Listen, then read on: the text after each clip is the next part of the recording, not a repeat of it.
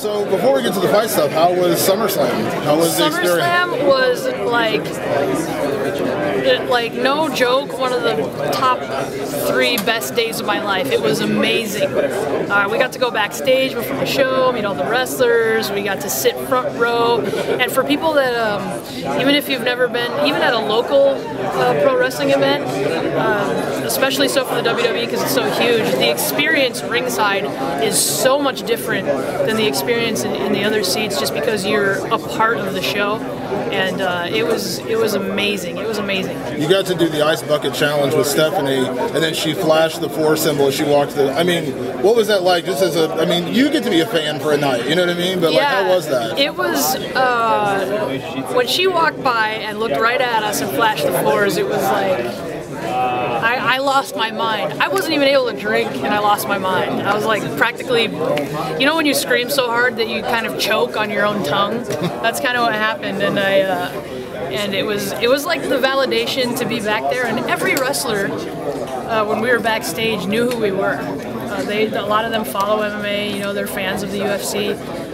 So all of them were asking up, like holding up the 4s and doing the thing. So just you know, that's one of the things I love about pro wrestling is the fans get it. And when I say the fans in that aspect, it's strange that those guys that are the superstars of the world, in my mind in that moment, are fans of us as well. So it was, I don't know, it was awesome. You come from the Josh Barnett school, so obviously he's done pro wrestling. Is that something you would ever pursue in the future? When I don't think it's any secret that I would love to do pro wrestling. You know, I've got some things to take care of. I think one of the reasons I started pursuing MMA was for all the similarities to pro wrestling that it has. You know, if you do your history, pro wrestling is just the worked version of what MMA is. So I think that it's not too far off.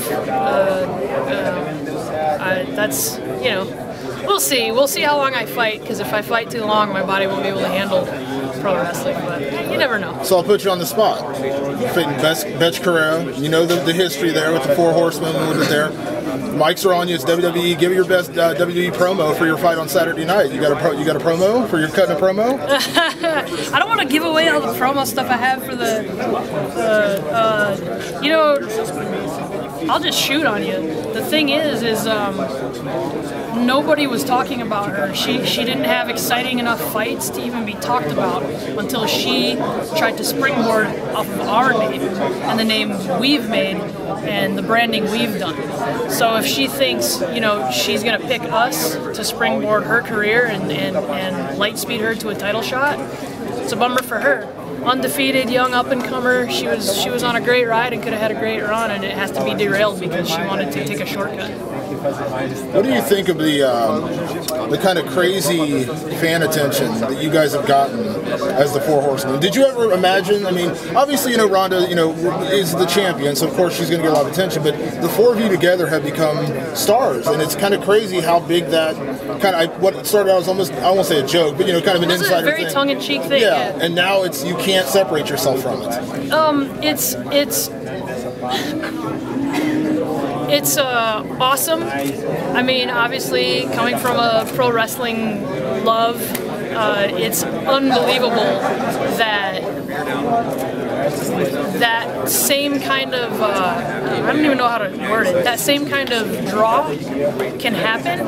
I've always said the thing about MMA that a lot of fighters don't understand is that people care more about the story about why a fight's happening than the actual fight itself. If people want to see fights, they can turn on YouTube and not worry about the history of it. But what makes people want to watch it live is the story behind it. And, you know, it makes it easy when we can run with this 4 Horsewomen thing and help each other out. And it's almost going to sound like a jerk thing to say, but like it's so easy to manipulate the fans to love us or hate us. It's fun. It makes, like, you know, the media stuff and all that is kind of the job part of the job. it makes it fun. It makes it really fun. How cool is it to have Ric Flair kind of put his stamp on the... Oh yeah, you know, you can't get a better blessing for it than that. And I mean, all the wrestlers, Stephanie McMahon, Triple H, Vince, all the wrestlers back there holding the floors up with us. And we didn't even ask them. They were just doing it. So for them to know and give their blessings, pretty awesome. Who came up with the idea for the Four Horsewomen? It was actually a fan idea. I've been a known wrestling fan to my fans forever, and somebody had tweeted that they knew that the four of us live and train together, and somebody tweeted me, "You guys are like these guys in women's MMA," and it was a picture of the original Four Horsemen, and said, "You should recreate this picture," and we did, kind of tongue-in-cheek, and hashtagged Four Horsewomen in the picture, and it was really a joke, and the fans ran with it, so we just jumped. Who's who? I'm a wrestling fan too. Who's who in the... We've discussed this, actually. In which version of the Four all four Well, of we you Flair? decided that the Wyndham, Is it the original? Wyndham version. Okay. The Wyndham version works better because Barry Windham is clearly Jess, because you know, the tall guy doing the big guy moves. Ronda and I had quite a heated discussion about who was Ric Flair. Who can woo better? Well, I think the general consensus we had was that although within our group my personality is a lot more Flair-like, clearly the position she's in, being the champ and being the star of us and stuff, makes her have to be Ric Flair. But I'm okay with being Arn, because Arn is kind of what I am. He's the unsung hero. He's he never won the big WWE belt, but he was clearly known as one of the best. He's some people's favorite. So you know, that puts Marina as Tully. And if you ever watch their promos and stuff, he's very much Marina has very much a Tully attitude to things. So I think that version is very fitting for us, and I had to concede Ric Flair to Ronda as long as in the Dragon Ball Z universe I could be Vegeta. So she had to give that one up. Fair trade. So, yeah. So you're the enforcer. The enforcer. I'm the enforcer, and that's what put me in this spot today, I think. It makes sense, right? So now I know you're a Slayer girl. Big Slayer fan. So, but Saturday night, 2001 Space Odyssey, the Ric Flair, is there any chance, or is that, no, maybe? Well, I have to keep it metal, so that's just my thing. There's nothing that makes you want to crush things more than heavy metal.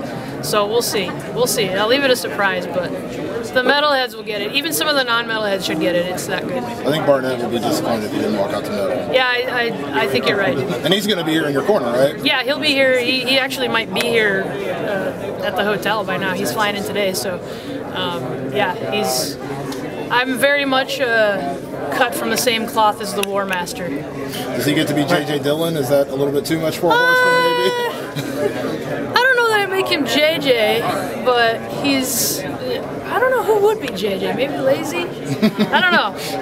That's a good one. To the fight, what are you going to do to knock her off? Why are you going to win this fight?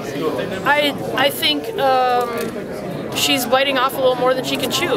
I think a lot of people are counting me out because their knowledge of the history of women's MMA starts and stops with the UFC, and their example of me is the way I was edited on The Ultimate Fighter. So, you know, I'm running with that. If people, I'd rather have heat than silence. So, you know, I'm running with it, and I think I'm more experienced. I'm a better, every area of the game I'm better at. And I mean, if you want to draw up numbers on paper, every one of her wins but one is a decision. Every one of my wins but one is a submission. All I have to do is take her down once. She has to avoid me for 3 rounds. The odds really should be in my favor. And I apologize to anybody that was planning on putting money on the fight, and I changed the odds over so you don't make as much money when I win, but you know, that's the way I feel.